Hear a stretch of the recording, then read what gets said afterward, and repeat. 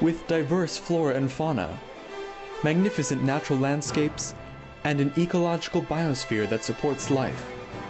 This wondrous planet is our earthly home.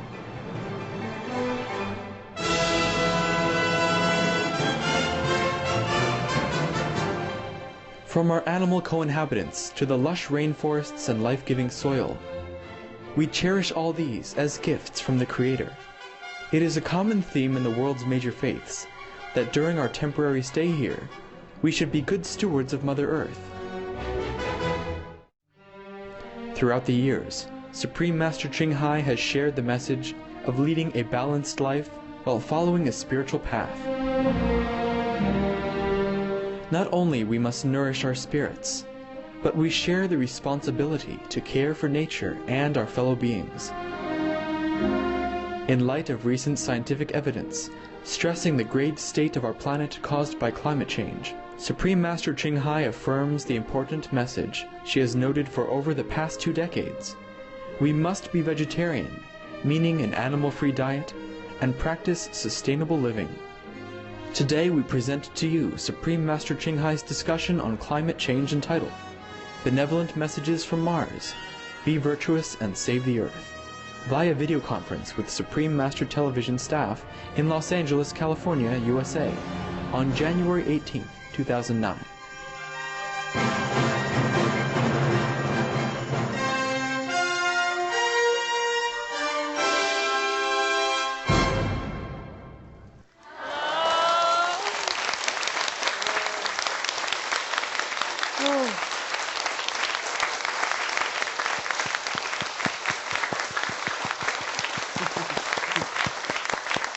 All right.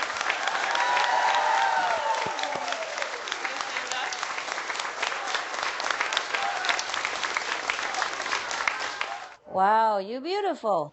Yeah, she's beautiful, Master. Happy New Year, kids. Happy New Year! Happy New Year, Master. What is the occasion today?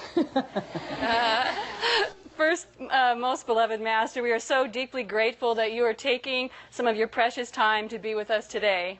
Thank you for blessing us with your most loving and beautiful presence.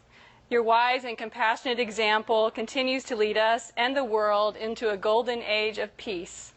We look forward to the day, with the help of your unconditional grace, when all beings on this planet will be cherished and will live in a joyful paradise called Earth. Thank you, Master. Thank you for inviting me. How are you guys? Great! Thank you, Master. All right, good. We are working for a little while longer, okay? Yes, Master. Okay. For the sake of others, okay? Okay, Master. Master. Then we will see what else we do. Okay. Before we start it, I want to say something. I want to thank you, You have also many good ideas, and you are diligent, yes, and you are dedicated, which is very, very good of you, and good for you, and good for the planet, okay? Let's hope. So with the days, you improve a lot, and I'm very proud of you guys, and thank you, huh? Thank you, Master.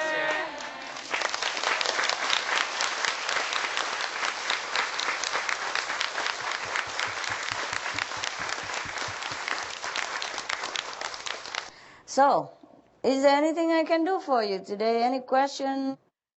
On the news recently, NASA scientists say that the methane cloud recently detected on Mars could be produced by a geological or perhaps even life-related activity on the planet.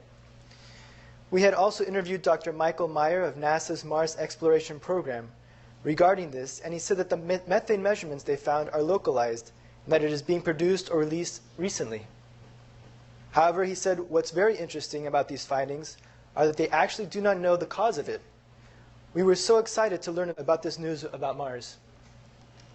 And Master, during the conference with Seoul Center Korea, you had promised that there would be a time to speak more in detail about Mars, and particularly about their own past planetary crisis. Why haven't you told us anything since then? Did I promise? Yeah? Okay, a promise is a promise. Okay. I didn't tell anybody because there are several reasons. The first reason is that the Korean people has never asked me again. So I forgot, being busy every day. Yes. And have dogs and birds and all that, yeah. And the group meditation, etc. Now, another reason is that I worry that the Earthling might search and try to find the survivors of Mars, and it might not be very favorable for them, yeah, for their existence. And another reason is I have to ask their permission whether or not I should disclose all that you wanted to know about them. So I got their permission, but yeah.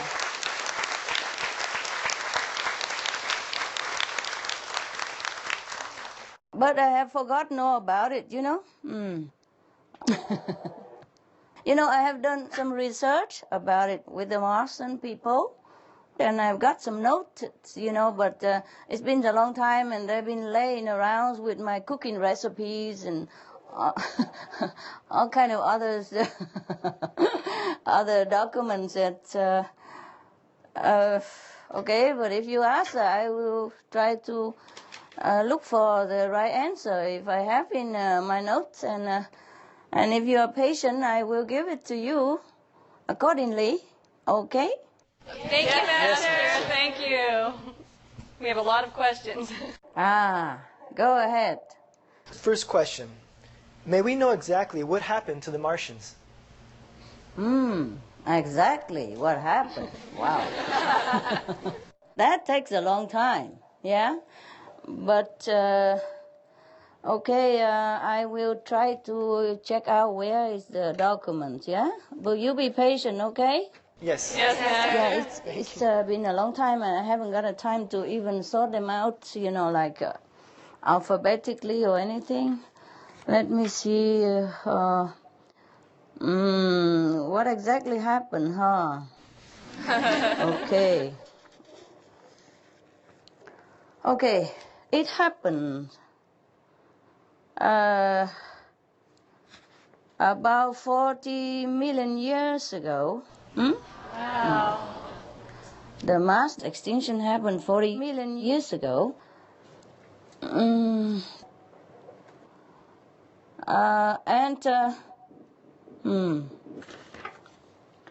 Okay, maybe you ask a little bit more detail, and then I will answer you one by one. How about that? Okay. Okay. Because if you just ask like that, I will have to write a book. You ask one by one, not like ABC all together, and then I have problem searching in my documents here, because I wrote them during like half meditative state of mind, and I had to scribble them in the middle of the night under a small light, and worried to wake up the dogs and break up my concentration and all that stuff. So, you take it easy on me, okay, huh? Yes, Okay, Master. Okay. Okay, you ask more, and then we will find it, okay? Master, were there any survivors, and how many were there? Thank you, There were Master. survivors. Yes, there were survivors. The first survivors were about 2 million people. And now they have about 5,800,000. Oh, wow. Yes. How were they able to survive? Let me think. Let me see if anything else. Okay, yes. That's it. The final survivors at that time is 2 million. Where and how do the Martians live? They live underground, and they live very frugally, recyclingly, spiritually. I think I have told a little bit with some Korean people already. Where do they live? I check it out for you. Where do they live, huh? The survivors. First, they live in a less polluted area. There were some pockets of less polluted area in Mars at that time, less poisonous. They survive, and they start picking up pieces, and then they go into the underground caves, and they dig tunnels and live in there. the survivors slowly get in touch with each other during the 20 years period until most of them are contacted with each other. First telepathically, of course, nah? And then physically.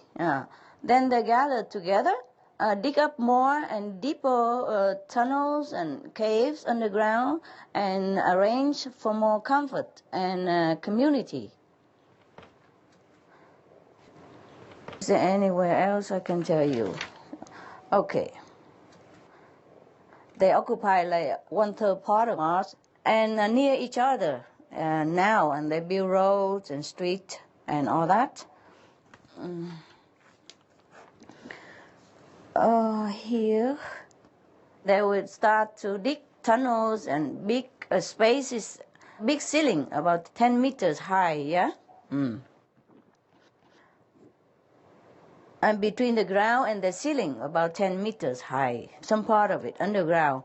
And they have like 5 stories space, yeah, in between them, yes. They found the underground water, river, and they live nearby. Most of the people live near the underground water. I told you take it easy on me because my information is all over the planet here, you know? Okay. And what else? Where and how they live. There might be some more information, you know.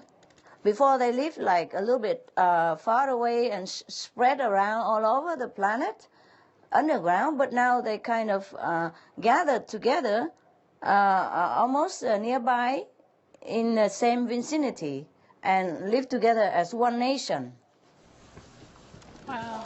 Okay, I check out any more information before you ask another question. Okay.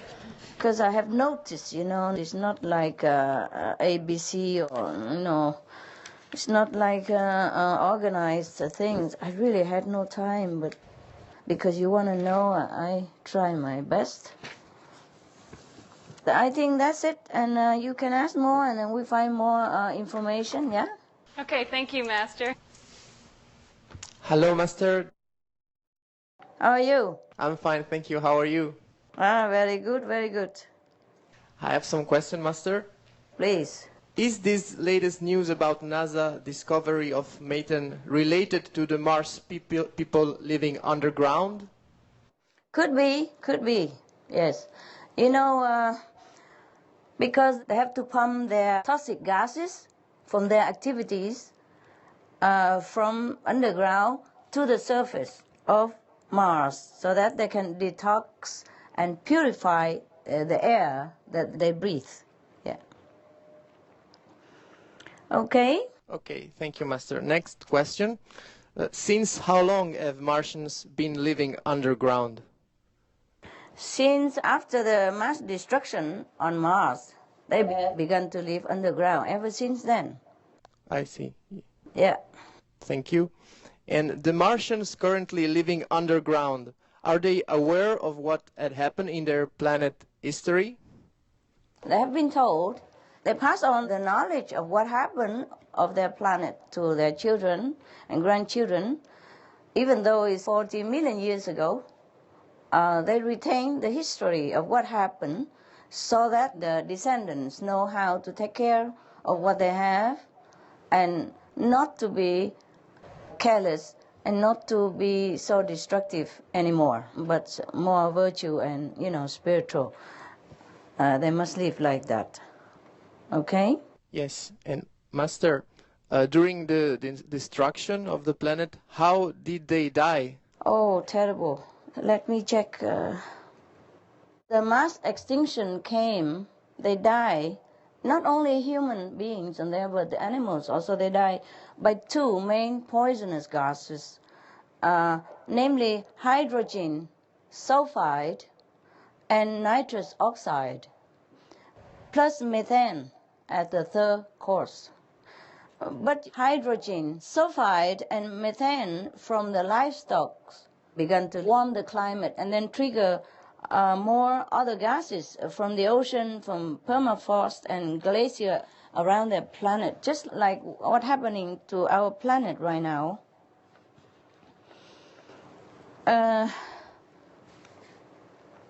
Let me see if anything else I need to... Okay, I check, okay? One moment. I'm checking if anything else. And okay, they die, agonizing death, not like quick death, but slow.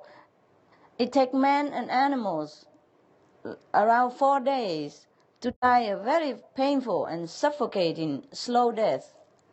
As the destruction happened too fast, no one can help anyone. 90% of the populations, including the animals, they die.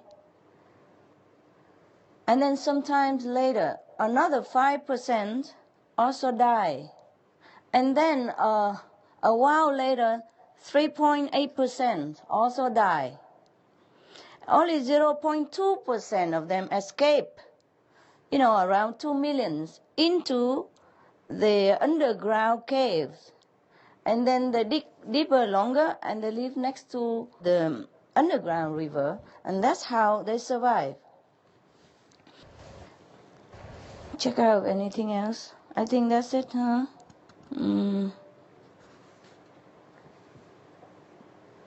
Yeah, okay. If any more, I tell you later. I would like to ask one last question. Are the Martians working on restoring their planet to its original state right now? They can't. It's not for human to even restore this kind of catastrophically destructed planet. But the planet will revive itself, by natural process. And it takes 1 more million years. So I check it out. Yeah, 1 million years more, and Mars will be inhabitable. Yeah, small bushes will begin to grow, and then weeds and grass, and and then fruit trees, etc., etc. River and stream and sea will begin to form again. And gradually, human and animals will be able to settle on Mars' surface again. I think that's it. Nothing more. Thank you very much, Master. You're welcome.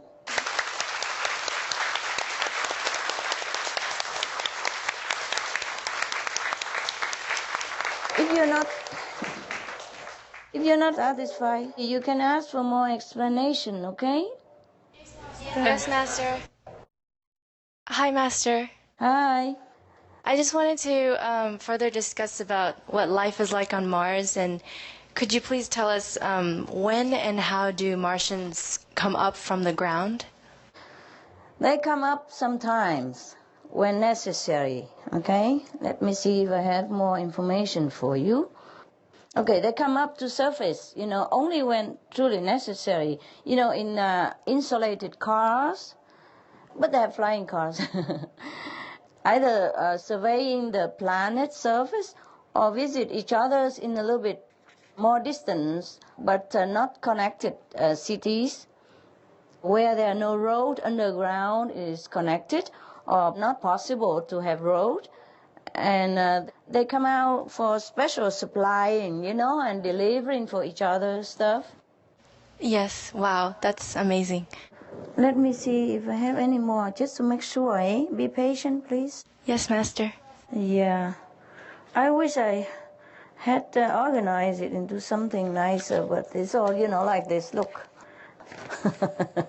See what I mean?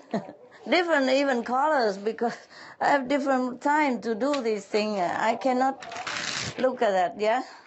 Then I didn't even have time to do it all in one go. This kind of research, you don't just do it in one session of meditation. It comes now and again. Sometimes by intention from my part, sometimes they just give me some information, without asking. So I forgot all about it, and so I haven't got time to do it. I put it in my bag and carry it everywhere up to now. Can you believe it? And now because you asked, I dig them out for you. Thank you, Master. Some more here. Okay, that is... when they travel, they have tanks of oxygens. This is extra that I have just found. oxygen tanks, and then they have masks. They have very insulated cars. That's for sure, huh? You can imagine, right? Okay, now something else here. They have big public gardens with flowers and grass and trees. The highest will be about 3 meters high only, yeah? Wow. The highest house is about 3 stories. Remember, they dig the tunnel is about 10 meters and 5 stories high, so they need to have a little bit space on top of their house. So they have the highest house with like 3 stories, mostly next to river, and only mud houses. No concrete, no cement house. Oh, thank you, Master. I'm looking. Please, be patient, be patient. I truly was busy, and forgot. This kind of information, even it takes a few days to put them together. I think that's just about it then, huh? Well, you mentioned about the oxygen tanks. Actually, that was my next question. I wanted to ask, how do Martians breathe? Dear God. I know they breathe, all right. But the breathing informations, okay, it's been a long time, and I wrote it down. Okay, they produce oxygen by special techniques that they invented with time from the underground water, yes, and they recycle water a lot, and they recycle the air also whenever possible. Of course, they filter the air as much as they can. As I told you, they live under the ground, but at the least polluted area, so they filter the air somewhat to use whatever they can, and they produce oxygen from the underground water where they use. And they pump up the methane and the other gases onto the surface of Mars. Maybe that is the reason why scientists have found some methane cloud recently. Makes sense? Yes, it does. I wanted to ask, what kind of governments do Martians have? What kind of government? Okay. They have like almost like non-governmental kind of system the way we have, okay? People gather together and they elect the wise persons who are absolutely unconditional and caring and honorable, trustworthy. Of course, in their government, there's no bribery and no judiciary system even. Everyone live in mutual respect and harmony and respecting the regulations of the planet. Let me check if anything else we should have. So there's no conflict, no competitions. Everyone is free to go anywhere they want and do anything they want. And of course they know what to do. They don't do anything that is destructive or damaging or, harmful to anyone on the planet and the planet itself. Everything is free anyway. So nobody steal anything, okay? Wow. Let me check. Government, okay. The government doesn't control people. Yes, because people have discipline. Like some government, they control how many children we should have because our planet is overpopulated. And people eat too much, and so the people on the planet worry about hunger and robbery and all that and war, but over there they don't worry about it because they share everything. Every family, automatically has like 1 or 2 or 3 children maximum. They use different control methods. They don't use the pills. They use a natural method, yeah? They don't have contraceptive pills. They don't have abortion. And they live together as partners. There's no marriage per se, like you have to go to sign contract or anything like that, or for official certificate like us, like us here. But they live together by love and by mutual respect and commitment, like partners for life. And there's no divorce over there. Wow. Okay? Right. Sounds like Good. heaven. You like to live there, huh? Yes, it would be nice. Okay, love. Let me check if anything else. I'm just finding for you. I'm still looking. As I have told you, they select wise people for their leaders, yeah? Enlightened beings. And they are happy folk, Sometimes I miss out something, but I give you here and there. Oh, where are my stuff? Wait a minute. Be patient, okay? I'm looking through my books. Please take your time. My stickers and my books, yeah. Oh, they have a queen now, at the moment. Oh, wow. Wow, they have a queen. But sometimes ago they had kings. They could have kings and queens, it doesn't matter. They are selected by people for wisdom, for spiritual attainment, and are chosen by insight knowledge, not by outlook, and not by a public relation advertisement. Yes. So the elderly, the wise person, the enlightened master would sit and look inside who is the most worthy. That can be picked anywhere, from any house, any street.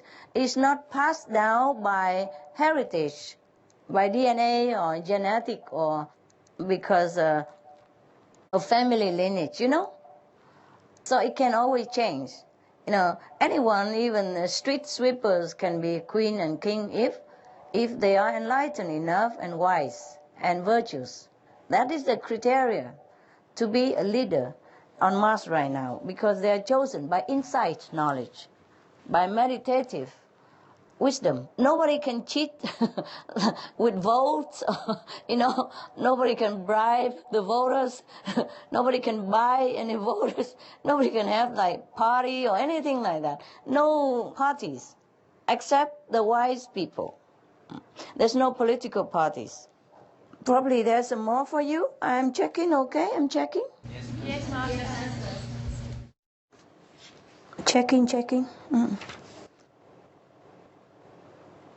Now they have altogether just like one nation with the council of the wise to guide them in most of the matters. So there's a queen and a council? Yes. The queen, also the councils of the wise. I'll check if anything else for you here.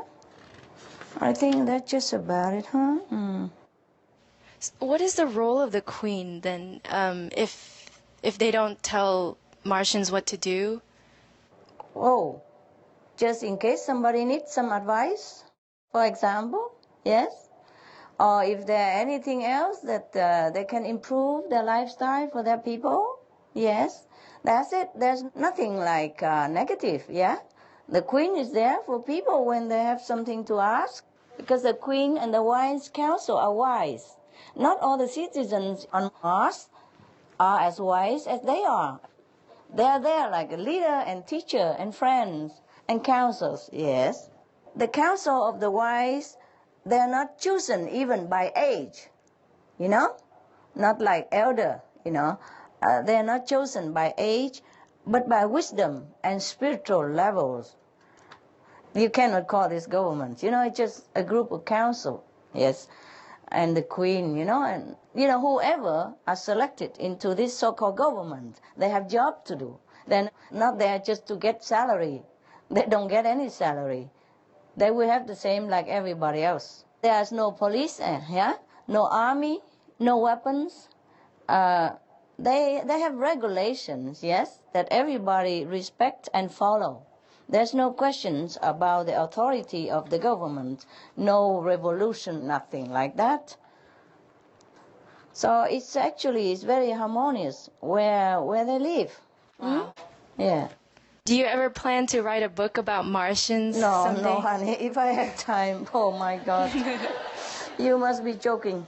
You know, I was thinking that I could write the 3 books of the animals. That was when, you know, I really drove myself crazy. And now even if I want to drive myself that crazy, I don't even have time to drive. Okay?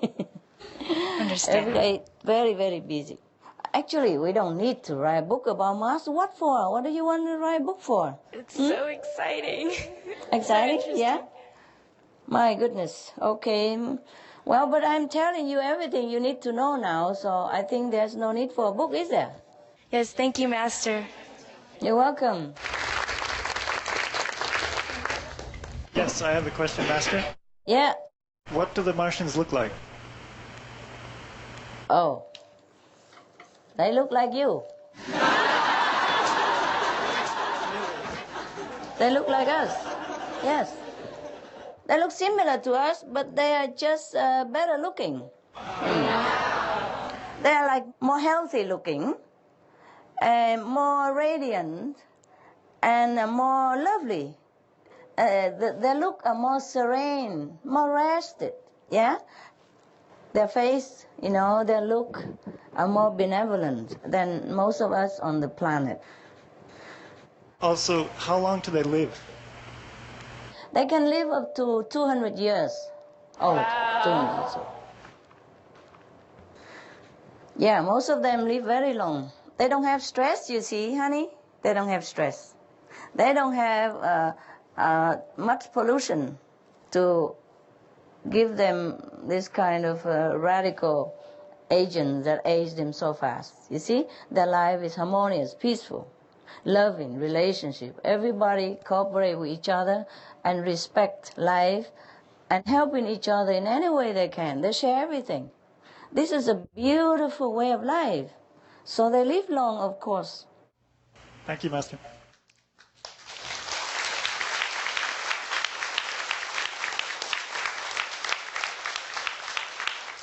One more thing, even if they age, like us, but they age very gracefully. Even when they are very old, they still look very young. They look young until the day they die. Much younger than what we are in the same age here, for example, yeah? You would never be able to tell their age when you look at them. Very young. They stay young long time. Hello, Master. How are you? I'm fine, thank you. Thank you. You look so beautiful, Master. Thank you, love. Thank you. Master, you're really beautiful. I'm trying to look good for you guys. Thank you, Master. Cheer you up, Yeah. Even though in this physical body we don't live that long and it's temporal, but it's nice to look at, nice things, yeah? Pleasant things, right? Yeah. Yes, Master. Cheer us up like the flowers or like the sunshine or like some cute animals. They do help to, uplift our mood a little bit. So I'm trying to lift your mood up. Nah? I know you work hard there, so I'm trying to look pretty for you guys. Thank you, Master. Thank you. You're welcome. Welcome.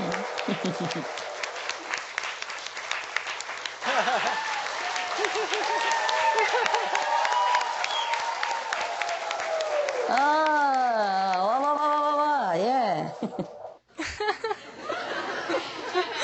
We love you, Master. We love you so much. Thank you, love. I have a question. Tell me. What do Martians eat? Are they all vegetarians? They are.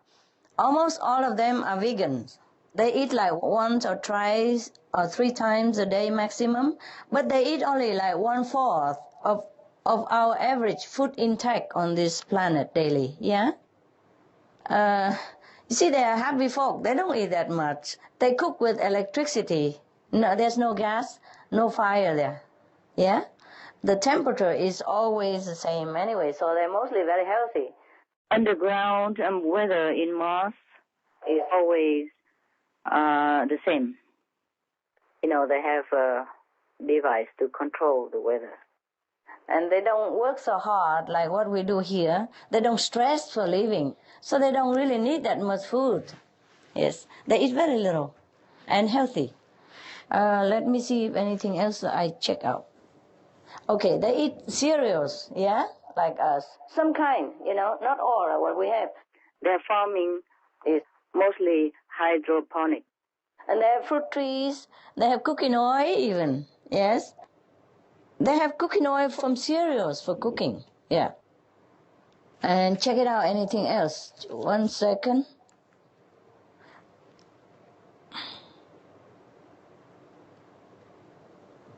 Okay, because they are vegetarian, when they survived, in the beginning, they have a stronger immune system.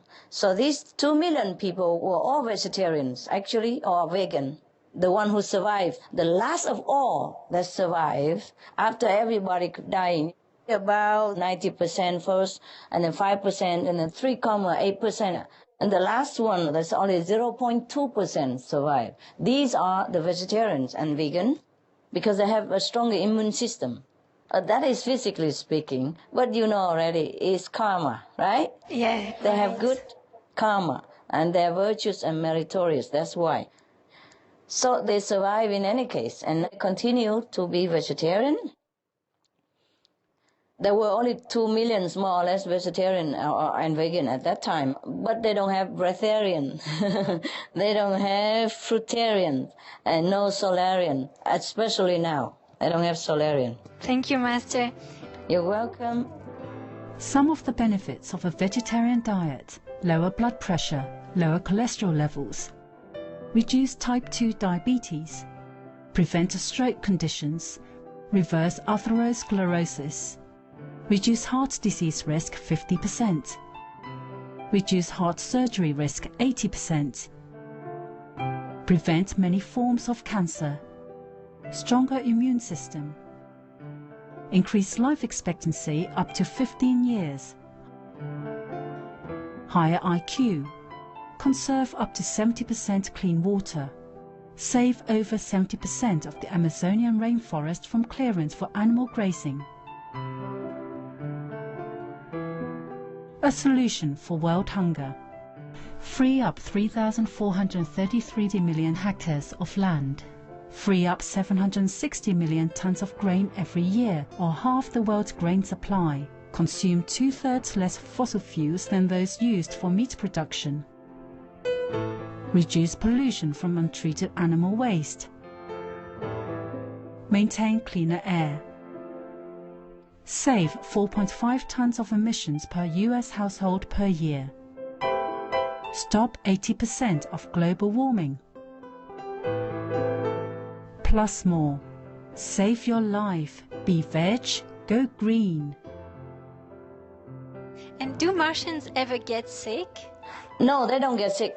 In case I forgot, let me check. Let me check, honey, for you. No. They're very happy. They don't have doctors there. They don't have nurses. They don't have hospitals. They don't have tax. They don't have prison. They don't have money. They don't have anything like what we have here that is bothersome and stressful, you know. Everyone contributes what they can honestly, sincerely, and happily. And they share whatever they have, you know. Each one has the special abilities or expertise, and they share everything they have together. There's no buying, selling over there. In such an atmosphere like that, you know, of course, you will be happy and you live long and you don't have a sickness, okay? Thank you, Master.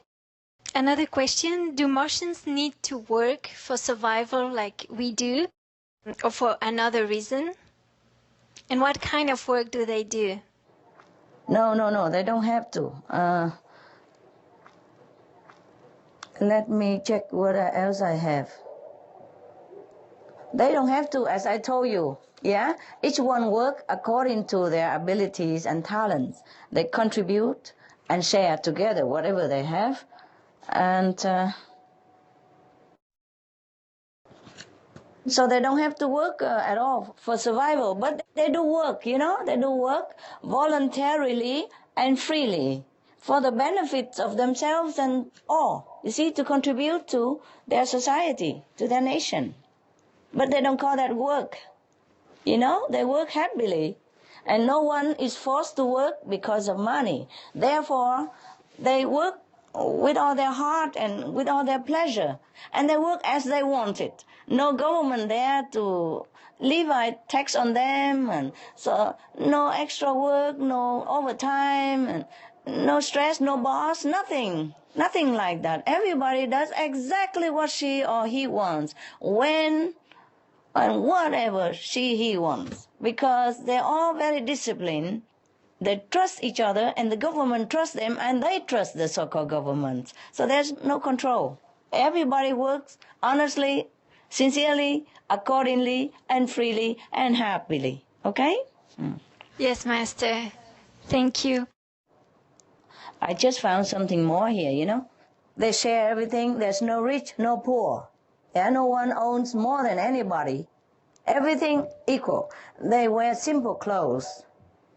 They have simple lifestyle. They eat simple, and they work according to ability and treat all equally.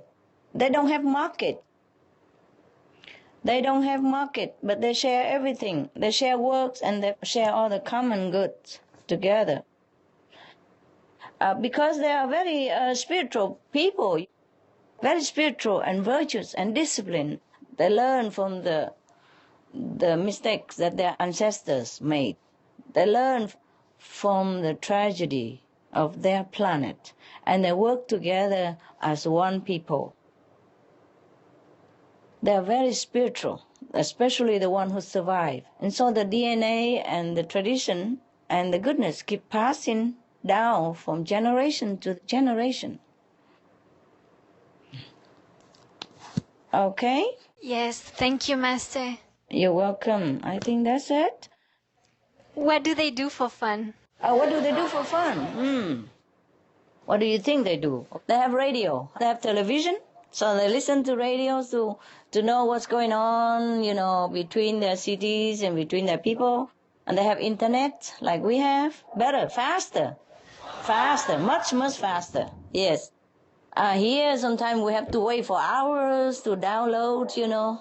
Even if I rent the best internet system, it still takes a long time to download or upload some information, yeah? But over there is faster, yeah. Almost like whatever you put in there is there. It's almost like a fax or like you copy a letter out, that's it.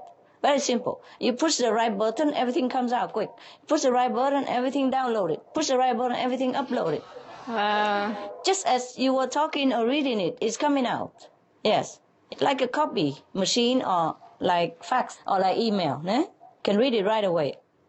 They have television. They have the Supreme Master television. I'm joking. Maybe they're watching. Wow. Yes, they are watching. My goodness. They've been watching Supreme Master television. Believe it or not. Wow. And they liked it very much. Wow.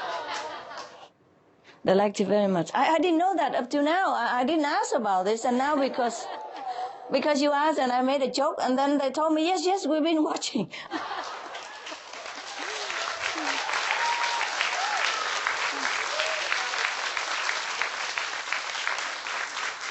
That's very nice. That's a very nice surprise for me also. Thanks to your question. Yes.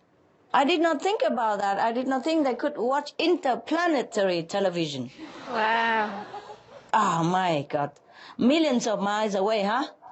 Yes. Yes. They have dramas, yes. They have theaters. Yeah, they have comedian shows like us, yeah.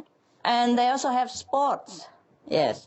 But they don't have, violent sports. Their sports are mostly very healthy sports and non-violent. They can do like climbing, swimming, running, dancing, acrobatic, yes.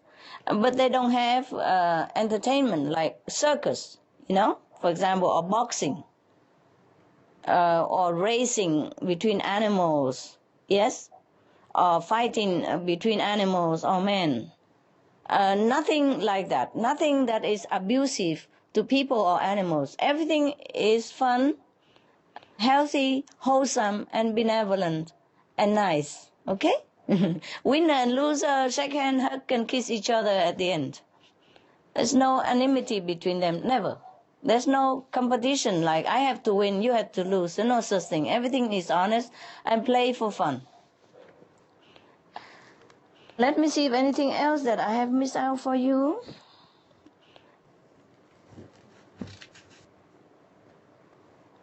I think that's it.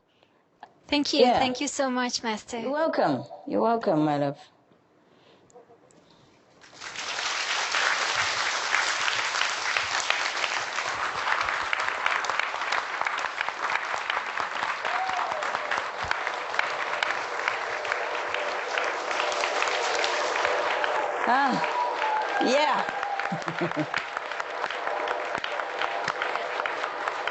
I'm so happy.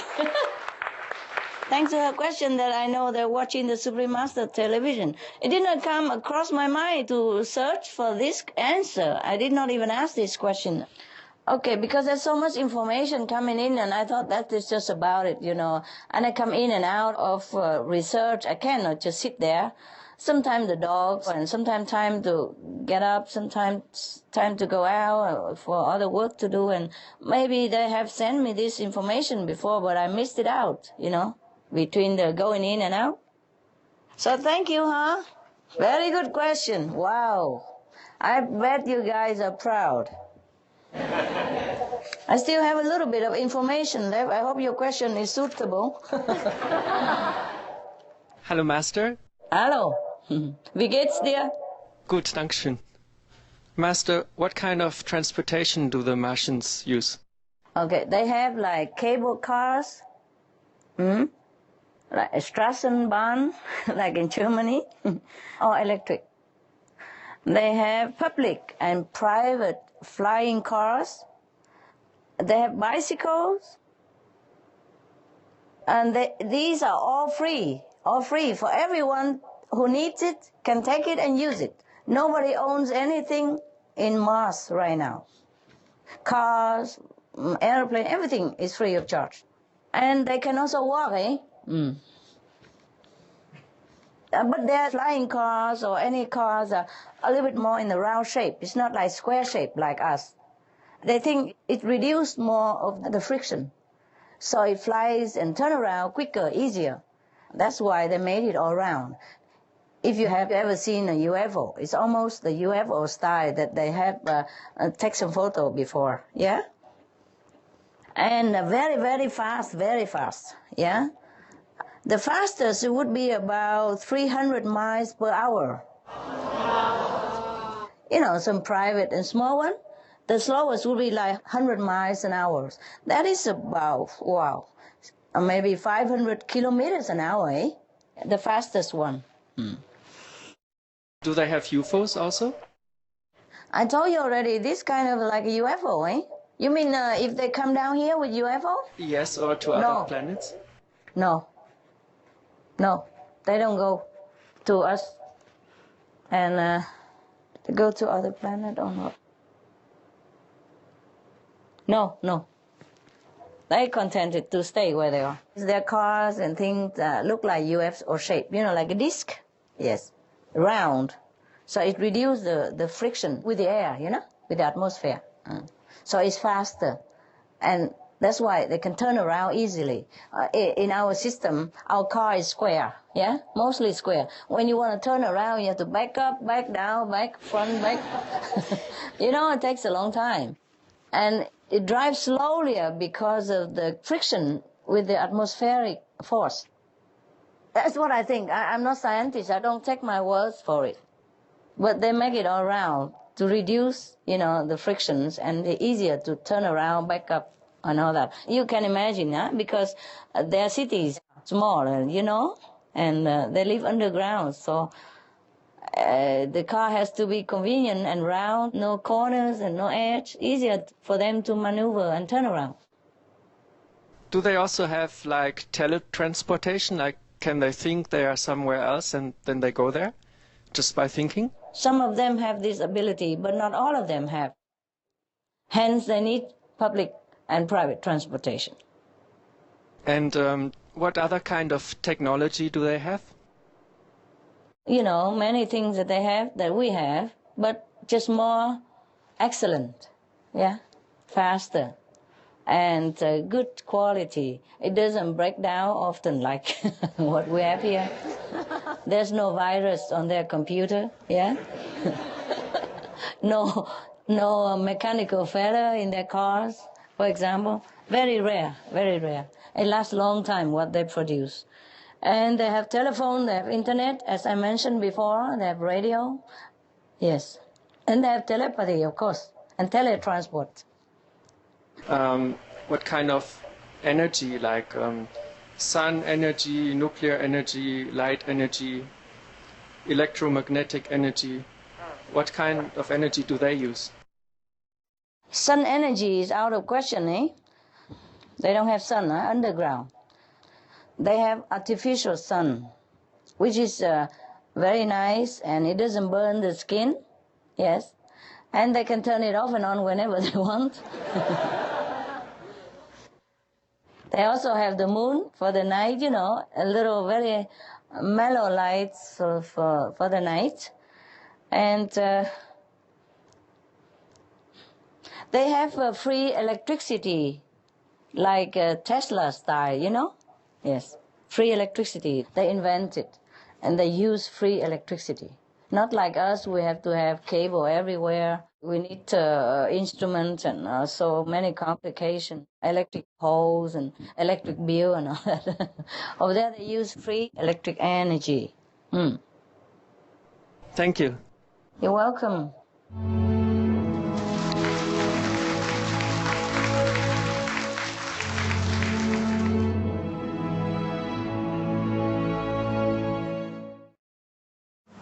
Some good news. There are some Martians still survived. You know, the good one, the virtuous one, they survived. But they could not live the way they lived before. They are underground and they have to recycle everything.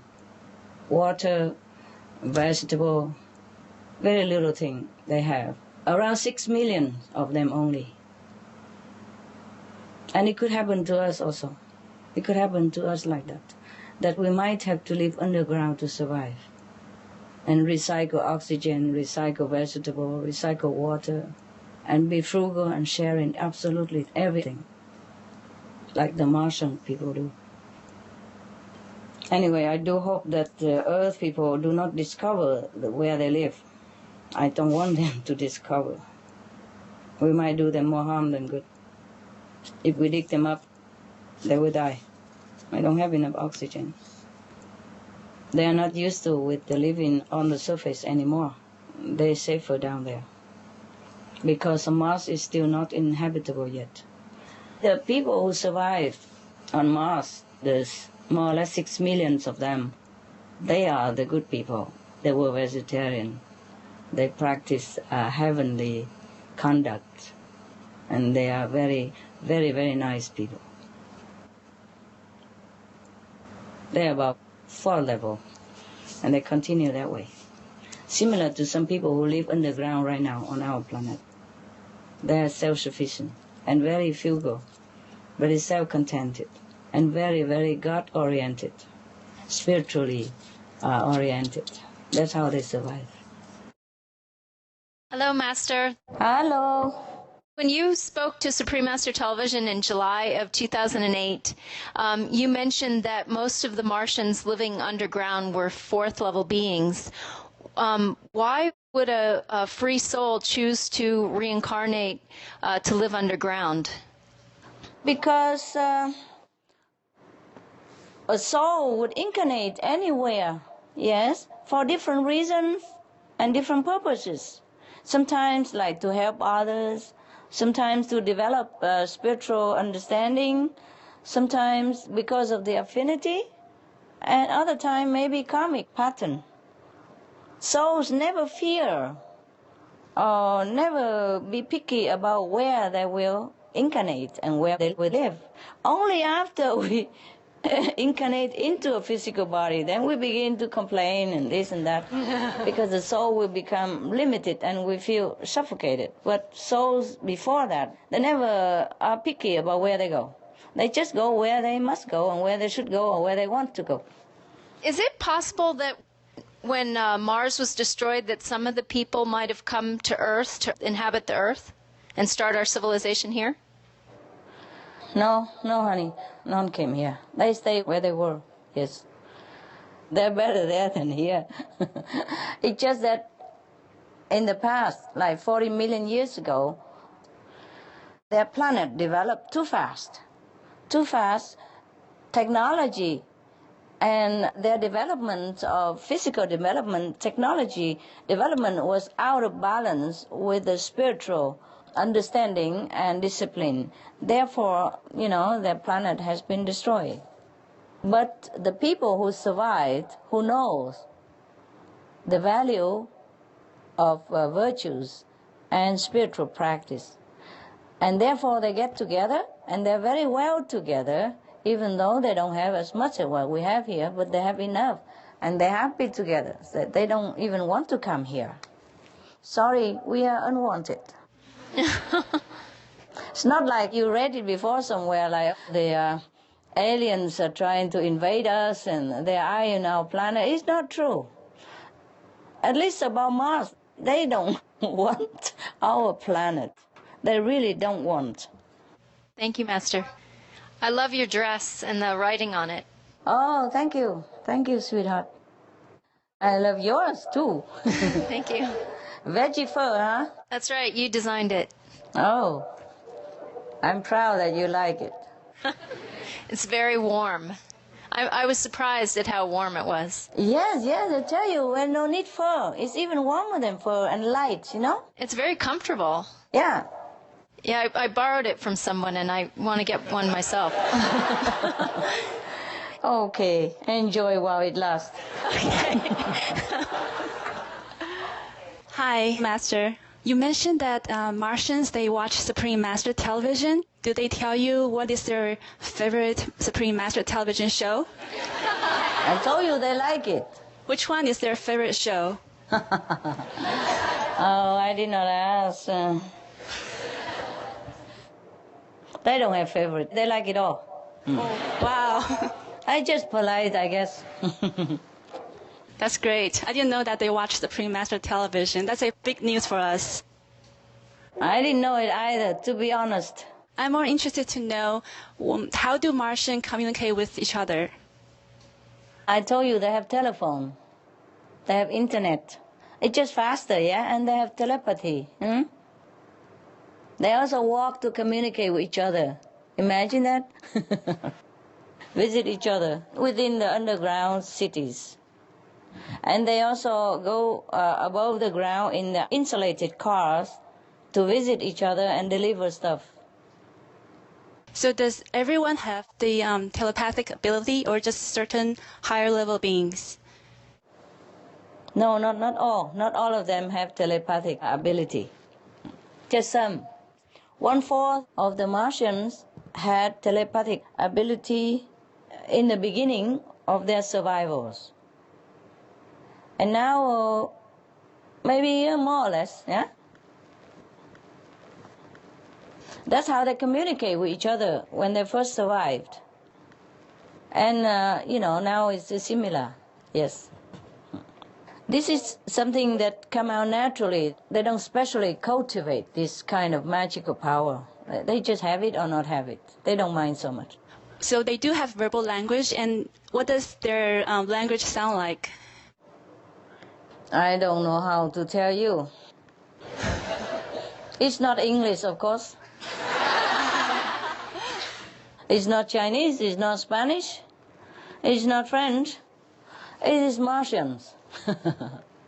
And my next question is, what are Martians, trees or animals or flowers like? Do they have nice sceneries? Yes, they have some big garden, park-like, and they have some bushes there and flowers and, but I told you the highest tree is about 3 meters high. Yeah, because they cannot cultivate bigger than that. Yeah. And they have flowers also, and they have park, like garden for everybody to enjoy. Most of animals die during or after the mass extinction. Let me check if I have more accurate information. I can't remember everything. I noted down. 1 minute, hey? Okay, yes. Thank you for your patience. Okay, they have some pets, some animals that we have no names here on Earth. And not like what we have. They have some underground animals that can live underground, a little different than here, yes. They have some dogs and some cows. Wow. Mars has only 32 cows, including ox and kids, and they are treated like other animals as beloved pets and or national treasure. They do not try to breed them abnormally into more. They just want to keep more or less this number. Dogs are in the same status. But they don't have birds. They don't have cats. But they have something that we did not have. I cannot explain it here. Okay? And do they also communicate with pets telepathically? Yeah, they can. Some can. As I told you, more or less the same, like 1/4 of them have telepathic abilities, yeah? And they also have phones, so they don't have to try to learn telepathy too much. Thank you, Master. You're welcome.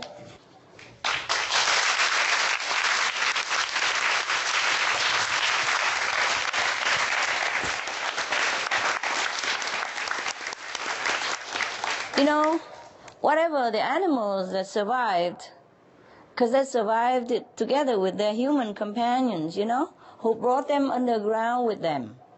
And then from then, they bred more. And they are precious. They are not so abundant of animals like us here. Yeah?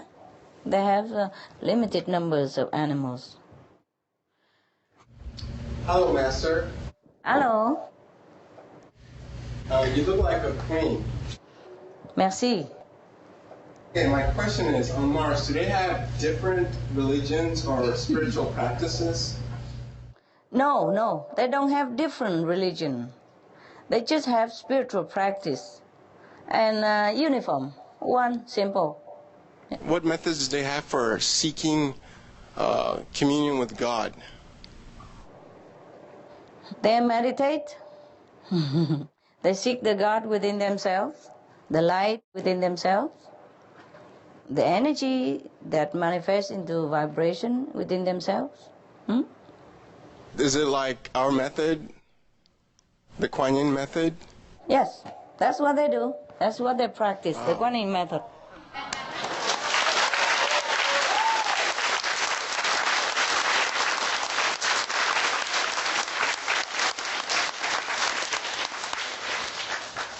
Not only on Mars, all the worthwhile planetary systems in the universe practice Kuan Yin method. Wherever there are people, wherever there are humans, they practice Kuan Yin method.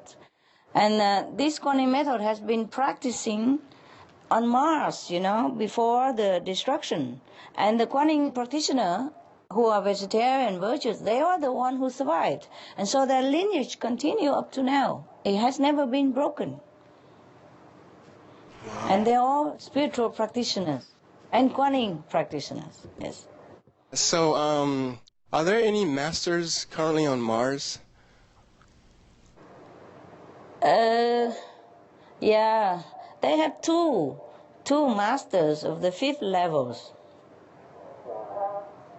Wow, huh? Of course, yeah, that's to expect. Our past enlightened masters like, you know, Buddha and Jesus and Prophet Muhammad, have they visited Mars and some other time and spread their teaching, and were they successful teaching there if they have? No, none of these masters need to go to Mars because they have had this beautiful tradition of Kuan Yin spiritual lineage that is passing down to them from the time of their ancestors. So the masters only go to planets who don't have spiritual rich heritage, who people need their presence, their blessing, and their teaching. The master does go to the planet who is already stabilized and disciplined and virtuous. Mars did not need any master anymore. Before the destruction, there was one master who was teaching the Kuan Yin method. And therefore, there were 2 million people, more or less, were following this master. And let's see if it was a she or it was a man master. And therefore, these people survived, and they had learned their lesson, and they had written down to all their descendants to strictly follow spiritual method and the virtuous way of life. They have written all the destruction, all the tragedies, all the suffering, all the agonies of the planet's people. so that their children never forget. They even have a monument that written, the basic principles that we have to follow. And there's some monument that reminded people of the tragedy if they don't follow, the Martians people. It's a very expensive lesson and very painful one. Very painful. But at least they learned. Master, have you ever lived on Mars? No. No? I have not even visited. I just, a few times telepathic communication. After you guys' questions, then I have a few times telepathic communication, and that's about it. They don't need me there. Thank you, Master. You're welcome.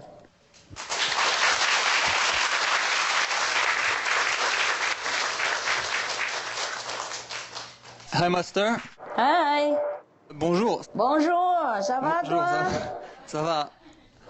I have a question. Like you said that they are watching Supreme Master television, so they might know that we are exploring their planet right now, right? Oh, you guys they're interested in your television. Yes, they do know, honey. They do know. And do they know that we have robots exploring their planet now? Yes, they knew. Oh. And in the future, we might be able to go there too. And how would they react when they see us coming? They were afraid when they know our robot was there. And of course, if we go there, they will be more afraid. They will hide. They will hide themselves. Because they're afraid of maybe infections from us. Physically and spiritually, infections. Yeah. They are afraid of us. They're afraid of our invasion. Okay, thank you. Yeah, you're welcome. My next question is, are some Martians telecommunicate with us? Just a few times to some special beings on this planet due to some affinity or some special reason. They don't want to communicate with us at all. They don't even want to come here. Because people think that Martians want to invade our planet is nothing further from the truth than that. They do not like our lifestyle. They do not have immunity to our infection. That's why they're afraid of us. They are contented to be left alone and live their way of life and practice spiritually. They're happy where they are. They don't even desire to communicate with us telepathically unless it's really necessary or, some truly beneficial and harmless way. They know about us coming there, but they hide. That's why the human cannot find them. Okay. Thank you very much, Master. You're welcome.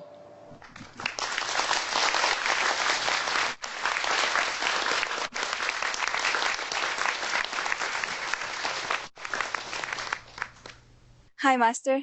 Hi. My question was if the Martians know about you. They know. We telepathically communicated a few times. And how did they find out about you? How? They can't even watch your television, honey. They know a lot of things that we don't know. They don't even need to come here to know. See, they have telepathy, they have spiritual elevation, they have wisdom. Yes, they can travel without vehicles. They travel in spirit, yeah? They know everywhere, at least the surrounding planetary systems. So they also know that you are here on Earth and they know your mission? Yes, they do know, and they have very much, respect. And they really respect us. Also, would they have a message for us, especially that they know what's happening with us at the moment? They do know, yes. And they cannot help us, because they know what happened to them before. They could even travel back to the past, you see? Many of them could travel back to the past lives, like 40 million years ago, to know what happened to their planet. Not just reading the history of their ancestors, but they can travel back to the past lives, and they know everything. So they know what's happening to our planet, almost like what happened to them. And of course they cannot help. They know they cannot help, but of course they have a message. There were two messages. The first one is from the Council of the People, and there are only two words from them. Be virtuous. And the second message is from the chairman of the people. He said, save your home before it's too late. Save your home before it's too late. That's what they said. Thank you. Also, can the Martians achieve Buddhahood in one lifetime? Some of them can, yes, some of them can.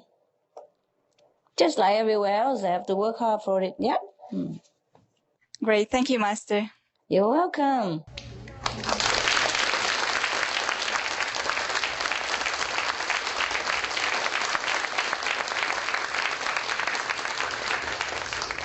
I'm running out of information. I crossed them all out already. I hope you don't ask any more questions.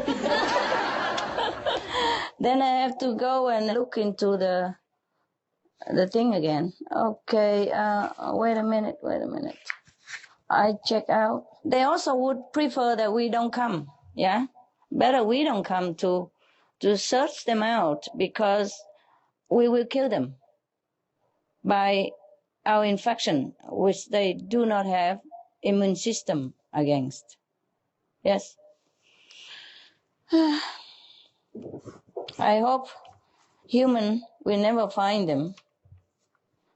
I also hesitated to give out all these informations before. But I asked them, and they say it's okay, because it might be very helpful to our planet. They're very kind, aren't they? Very kind. They think, I mean, the human will not be able to find where they live in any case. That's what they said. Okay. Hi, Master. There are many books mentioning about humans living underground in our Earth. Can you please elaborate on that, Master? Did I talk about that before, right? Yes. So is there something else you want to know? Just ask me a specific question, maybe? It's not Martians. No, it's not. It's humans. It's just like us. Yes. There are about 5 million of them and scattered in all over the earth, under the ground, in different countries. Yes? They are very advanced in technology. Therefore, they can live underground without any problem. They are vegetarian, very spiritually oriented, and very gentle people. They're very, very gentle people. Thank God, because they are more advanced than us, and very strong, healthy and strong race of people. But they're very, very gentle and benevolent. They have a free lifestyle, no limit to their life there. There's no laws, barring them anything. They're very free, almost like Mars people. They have no intention to contact us at all. So don't worry. Don't worry. And don't hope. Huh? They do come sometimes, but we never know. They come as a normal person like us, and, if they need something, some raw material to build some of their technological necessity, yes, they do come sometimes, but you never know, because they look like us anyway. They will wear the same thing. They blend in. You never know when they come. You never know when they go. You will never find where they live. They have such a high tech that they can hide their entrance, that nobody can find it. Nobody can detect it, because they want to be safe from the above ground human. And the underground human afraid of the above ground human. Can you believe that? They like to be by themselves because they know what we are here. They prefer to be in peace, and in spiritual environment and lifestyle. Is not much like us here, They like to live more in accordance with the law of the universe. Yeah? Loving, peace, and coordination between each other, helping each other. They like to live within that framework of harmony and peace and spiritual atmosphere and endeavor. They don't like to contact us. They don't like our lifestyle. Oh, thank you, Master. I didn't know there are some books about that. Why don't you just read books? Why you ask me? Huh? Are there some books about that? Yes, yes, Master. I did not know they exist. It's very interesting to read books about underground people. Hello, Master. Is there any connection between the underground humans and the Mars people? No connection. They are different people. You know, like Earth people who has been there a long time ago. They came there in the beginning due to spiritual oppression, you know, because they were not freely practicing what they believe. They also practiced quantum method, and they were oppressed and driven, you know, and persecuted. So they had to hide themselves underground. And ever since then, they developed themselves into nations, communities, and they're self-sufficient, happy, contented, and their life are simple and frugal.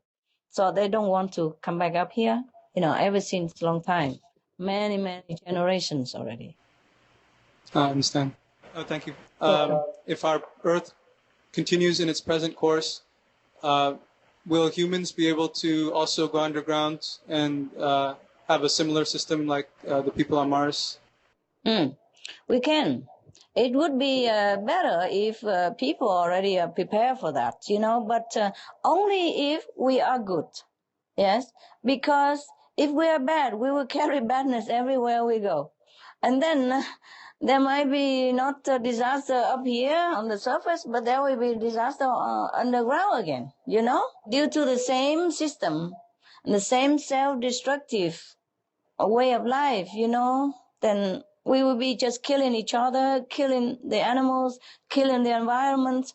Then soon we also destroy the underground system. Then we'll have to end up with the same trouble, even worse. Yes? If we create goodness, yes, then it will follow us everywhere. So I just ask the planet people to create goodness right now. So we still can live here in the free air and we still preserve the environment or whatever that's left over. And that not continue further deterioration. And the planet will recover quickly because we have not reached the point that Mars have reached before the mass extinction. You see, it happened so fast in the last 2 months that they have no time to prepare nothing. They never believed it's going to happen because it's too fast. They know something may be going wrong, but they do not listen to the wise people, to the spiritual people who can see the future and who can know the cause and the effect of actions and reactions, okay? Even then, they thought they have a lot of time, but they didn't. In the past 5 years, they have been warned, but they did not listen. They did not change. And then the last 2 months, it's happened just so fast, nobody even has time to even think. 90% of the beings on Mars died just like that. Within 2 months, about 90% of the beings on the Mars has been destroyed. And then 5%, some more months later, another 3.8% more. And then only 0.2% survived because they went underground and live in caves and, you know, live next to the water underground, which has not been polluted. And they move into the less polluted area. Somehow they were lucky. I guess where they live, because of their spiritual merit and the good karma, that the atmosphere has been less polluted. That's how they has the time to even go into the ground, understand me, and move whatever left over into the ground and live their life under there for some times. See what I mean? They move their food and seeds and grains and the animals, machinery, technology, whatever they can move, because they live in the less polluted area. Less doesn't mean not. but they had time to recover. And once they move into the healthy ground under there, they recover health-wise, and they continue. Underground system is not a bad idea. Just it's better we take refuge in goodness right now, and in virtues, and in loving consideration and kindness to all beings. Then it lasts longer. And let's face it, the life underground is not all that comfortable. Maybe if you don't practice well spiritually, you will feel suffocated. You will feel very depressed, pressure in the beginning, because around you is all earth and closed in. And you can't just go up to the surface to look at the scenery that you're used to anymore, to watch, the birds flying, to see the rabbit hopping in your garden, to see the turtle, to see the trees, to see the flowers. All the things that you have been used to will be gone.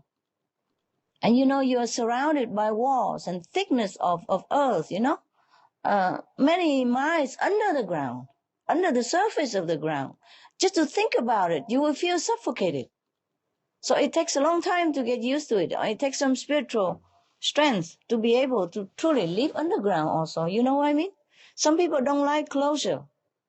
And you can't dig the ground as high as the sky that we have here. They make it look like sky down there, but it's a limit. Yes, it's only 10 meters from the ground to the sky that made of earth, because they cannot dig further than that. They don't have cement there. It's all mud and all that. If they dig more than that, it'll be collapsed. Yeah? It will be dangerous. So that's all you have, 10 meters between the ground and above your head. 3 stories building, that's the highest you can have. There's no skyscraper like New York. Nothing like that there. You will be missing everything in the beginning. It will be terrible.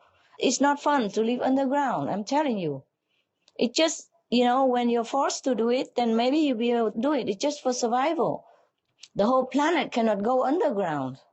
Too many. We have like 6 or more billions people. We cannot dig all that underground. Besides, there will not be enough water or air for 6 billion people underground. You have to recycle everything. Absolutely everything. Water you have to recycle again and again. The air you have to recycle again and again. Technologically, you have to develop much, much more advanced than now in order to be able to survive underground even, yeah? And we are not there yet. I'm so sorry to say. Even if we are there, it would have been good, but we are not prepared yet to live underground even if we want to. It's not like we want to live underground and we can do it. No. You need to build things, yeah? You need to have technology that is suitable for that environment. You have to know how to survive. You have to find underground water first, where it is, nearby, because there will not be a lot of transportation and petrol down there or nothing like that for you to continue to survive the way you do now. That's why I ask the people, please wake up. Wake up.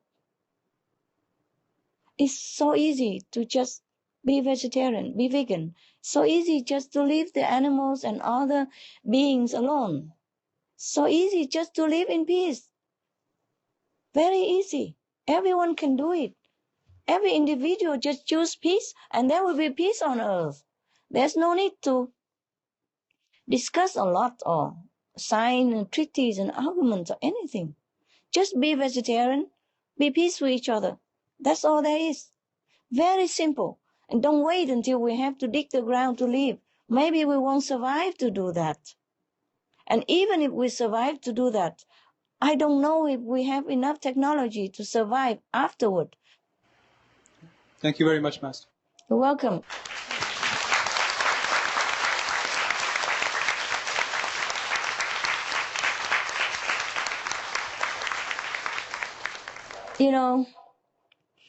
I know I'm talking to my own knees, yeah?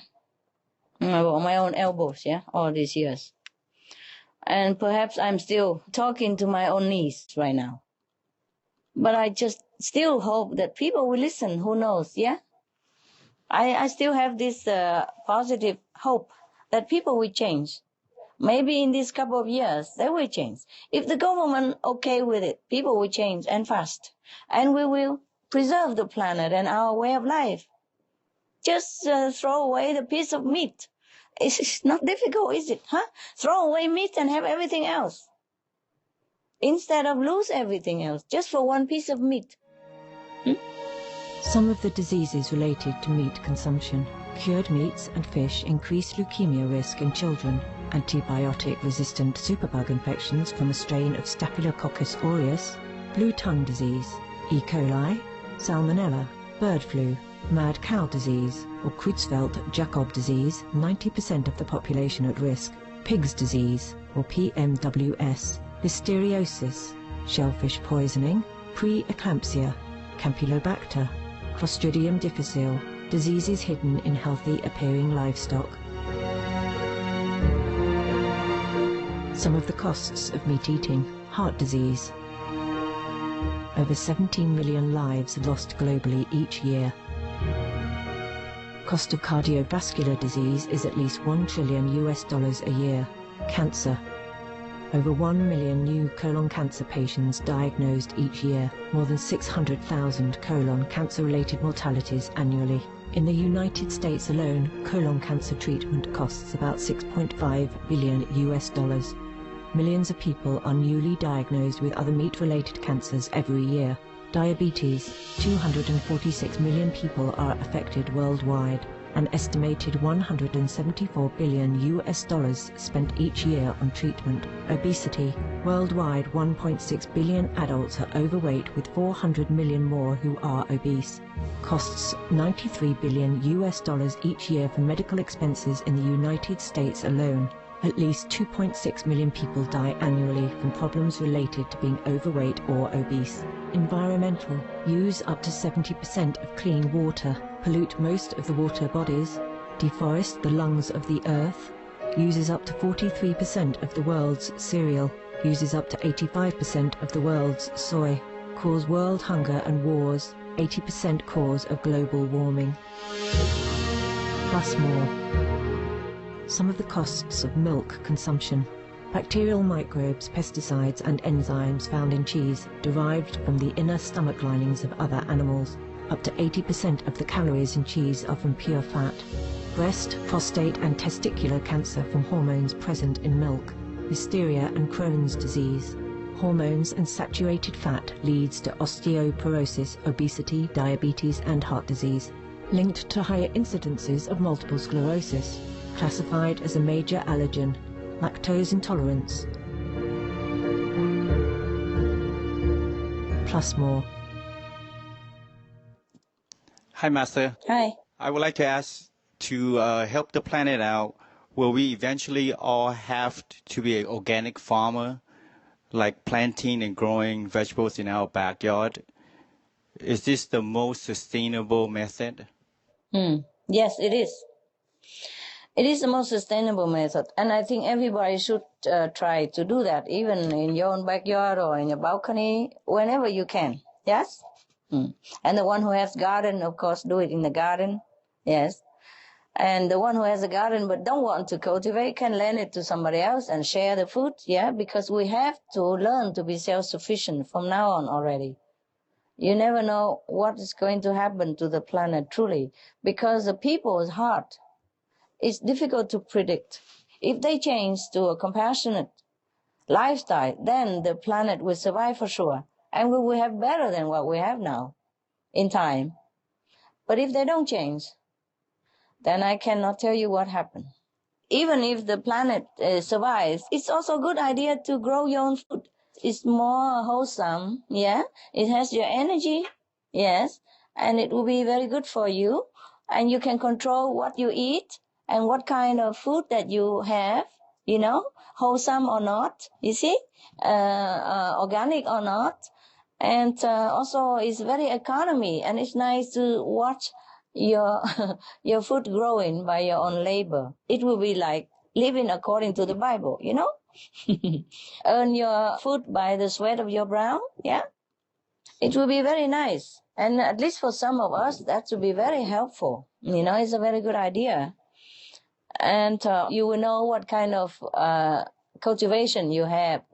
You can control, it will be less violent, even less bad karma, less killing worms and things like that.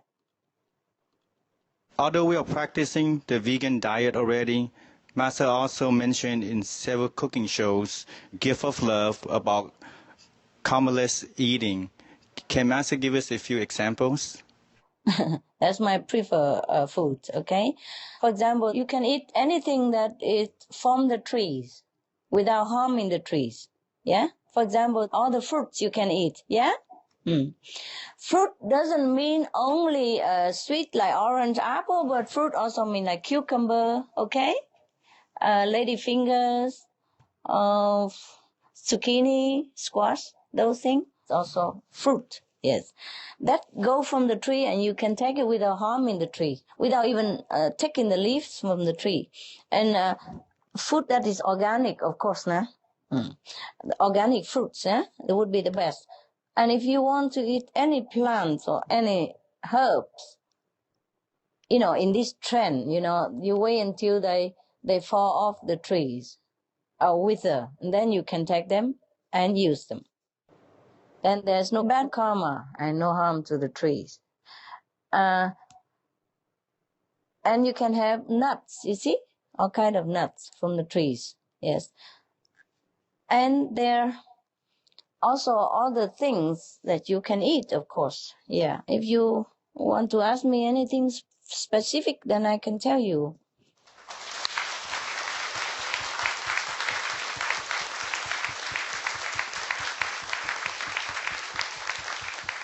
Hi, Master. Hi. Can you tell us more details about what kind of food does Master eat and why?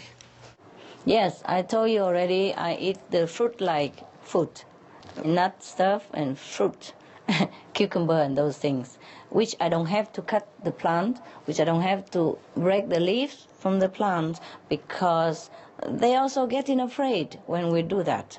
But if we take the fruit from them, they offer it free. They know the fruits are there for us. If you cut the plant, before you cut, they already get very afraid and nervous, and I don't like to cause them this feeling, yes? And if I eat it, then other people have to cut for me, yes? So for the sake of everybody, I used to cook all kind of vegetable, yes? And now I think it's a time that people should know my preferred food if they want to do the same. It's up to them. But a vegetarian is already very good, okay? The least harmful and the least karma, the least contributing to the global problem. And that's what I eat, okay? Even rice or wheat, the plants already wither and yellow and brown before they harvest. So the plant practically die already before we get the rice or the wheat. So it's okay. Fruit mean also corn, you see? What about root vegetables, like potatoes? You can eat them. I don't eat them at the moment because I don't plant it myself. So I don't know what kind of things they're doing to the root. But if you plant yourself, for example, then you plant them on the elevated earth bed. In Vietnam, I saw them do that. You see, for example, okay, if you want to plant some sweet potatoes, yeah?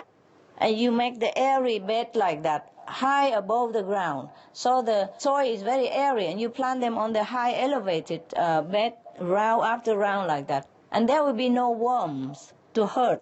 The reason I don't want root, because sometimes they dig it and they hurt the worms. And the worms are the diligent workers to till the soil, to make the soil arable, to make the soil cultivable. And then just because of that, the sacrifice, for us, and we accidentally kill them, it just hurt my heart. So I prefer to avoid it, often, before even. And now I don't eat at all, okay? It's time that I stop. I have to show people what is the preferable, yeah? What is the alternative?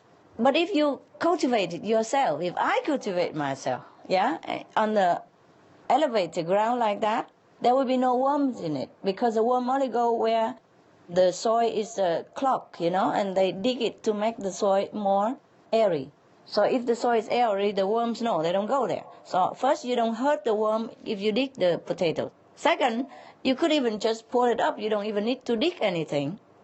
Third, you can wait until the plant, like the sweet potato plants, already wither and die. There will be no more leaves, no more green leaves, nothing. It's only the, small stems left and the root underneath. Then the plants already die. Then you can take the root. Then you don't hurt the plant, you don't hurt the worm, nothing. In that case, you can eat the root. You see? Also the same with other root. Yes? Okay? Thank you, Master. If you don't want to kill just the worms, then we have many techniques, organic ahimsa farming. Like you can plant them in the water. Yes. Then you don't hurt the worms. Or you can plant them on elevated soil bed like that, and you don't hurt the worm. But I also don't even cut the plant to eat, unless it's already withered and the spirit of the plant already left. Then it's okay in that case. Because you were asking me what kind of root. So there are many organic farming methods that at least you don't hurt the worms, okay? Thank you, Master. Thanks for asking.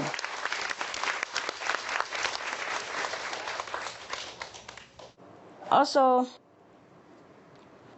many of the roots is like that. If you can wait until the green leaves or wither and die, then you can take the root. Like carrot, you will not hurt the worm because you just take it from the root. It's easy just to pull it up, You don't need to dig or anything, so accidentally you won't kill the worm, for example. But if you really want not to harm the plant and not to make them afraid, then you wait until they wither, yeah? And you still have the root under there, and then you just pull the root up, yeah? No harm to the plant and no harm to the root. In that case, you can eat those, okay? The root will not feel much, will not feel anything. When the plant dies, the root also don't feel anything.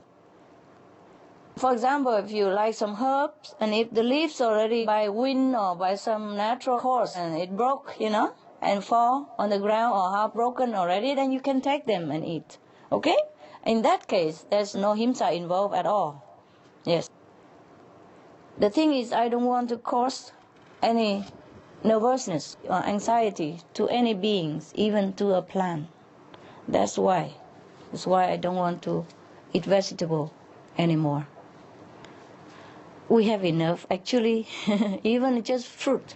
Even like tofu from soya. Soya is like fruit of the plant. Can eat them, yes.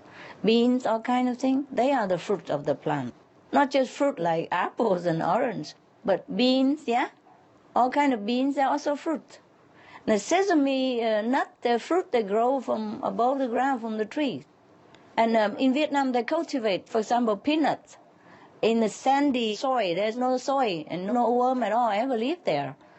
So the peanuts, they thrive in a sandy area, yes? And these you can wait until the peanuts plant die. Wither, mostly they go yellow and then brown, and they just dry up, and then you can pour the peanuts up without hurting anything at all. Even if you dig, there's nothing hurt at all. And you can plant like cassava plants. They don't need much water and no worm nearby. That you can plant anywhere. You don't need even soil to plant that. You can plant in the sand or some kind of very dry soil. There are many vegetable and plant we can plant without water or with very, very little water. It's very suitable right now because we are short of water, huh? Plant your own vegetable, then you have absolute control about how you harvest and what you harvest and what you eat. Okay, love? Thank you, Master.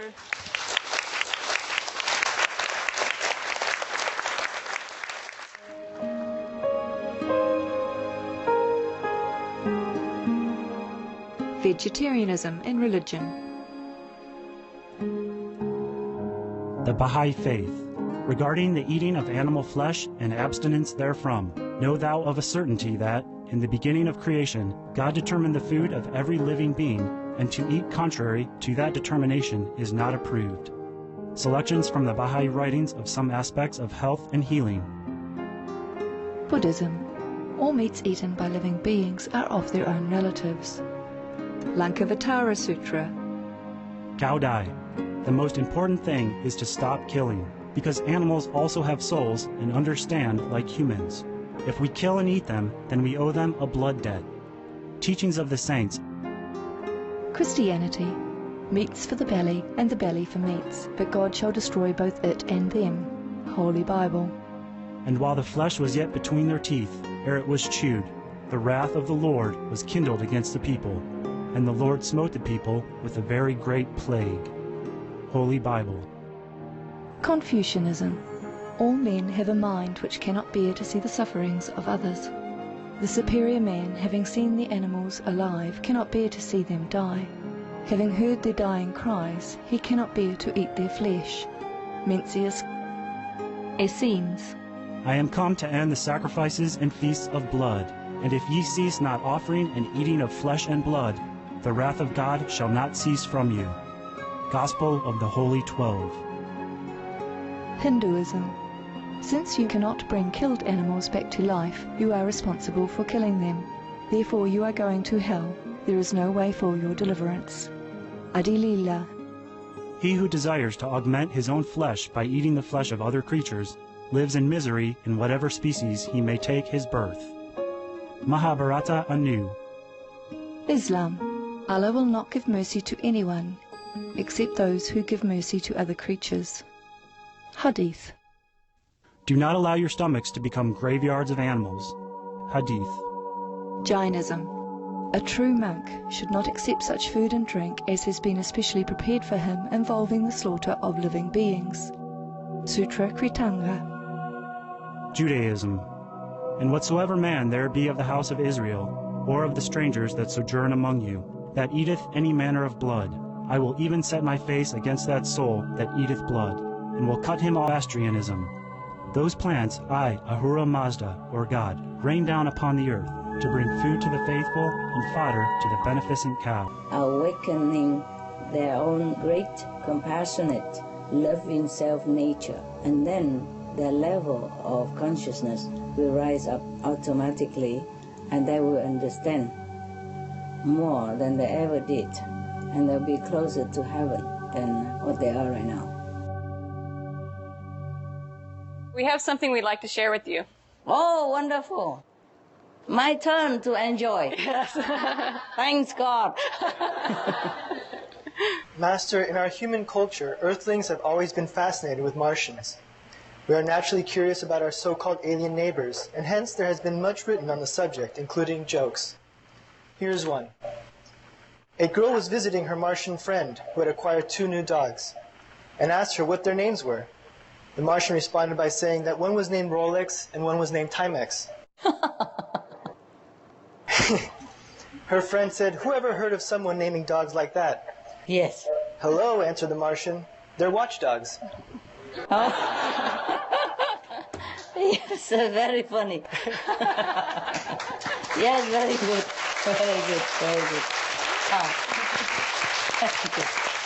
Very funny. Yes. Master, to conclude today's amazing conference, we would like to invite Master to share some more of your words of wisdom and advice for us and the world. You see, the best advice, honey, is from examples. Yes? I think we have plenty of wisdom from Mars, yeah, from Martians, from what happened to them and what we discover telepathically. Yes, as well as scientifically, yes, they have discovered that Mars is all barren and uninhabitable. But they also discovered that long ago there was water there. Water means life supporting. So what have happened to all these bodies of waters? You see? That is a very, very important question for us. So from Mars we can learn to prevent, such disaster, that it might not ever happen to our planet. So my advice is just look to Mars and don't forget that we have a very beautiful home here for us and for our children. And for grandchildren, great-great-grandchildren, it's a beautiful place, physically speaking. And it has all conditions to sustain life. And it offers so much, so much. So much fun, so much beauty, so much love. And even though it's a temporary home, but it's a very good home for practicing spiritually, for rekindle our wisdom within, and for practicing to be, a higher, nobler being. So it's a nice place to sojourn for, as long as our time permits, at least to develop spiritually. Or if not, just enjoy it. Just enjoy the scenery, enjoy what we have here. We have exquisite flowers, yes. We have exotic birds. We have incredible animals. We have amazing trees, mountains, and great bodies of water, which sustain so much life and energies and nourishing all beings. And it's such a beautiful place. We just walk out everywhere and look at the trees. Imagine one day they're all gone. And smell the flowers quick before maybe they be gone soon. Touch the grass because maybe they'll be also gone soon. Imagine if all this beautiful scenery, vegetations, humans, animals, imagine if they're all gone. How would you feel? So we have to protect this beautiful place we call Earth, because this is the home of not just us, but many other species and the environment, beautiful flora and fauna. It's really an incredible place. It took trillions of years to manifest such a planet, and it takes many, many meritorious, virtuous deeds of human beings, or animals, or other beings alike, in order to garnish into this energy, in order to manifest such kind of planet like this. It's not a gift that you can buy and offer it to someone. It's not a toy that we can use it and discard tomorrow. It's not an item that if we have trillions of dollars we can buy it. However much money we have, we cannot buy this planet. It's so exquisite, it's so special, so unique, so beautiful. Not every planet are as beautiful as our planet, even though we have more beautiful planets. But not all of them are as beautiful as our planet. So beautiful, like some planets are not as beautiful. The peopled planets, not all are as beautiful as this. I wish I can make everybody understand what I'm talking about. I wish I can wake them all up, and we just turn around, and that's it. We can save the planet. All we do is just be vegetarian. Nothing else is really important anymore. Just be vegetarian. You can save the planet overnight, just like that. And I wish everybody really listen. Okay, guys, thanks for your time, and thanks for all you are doing.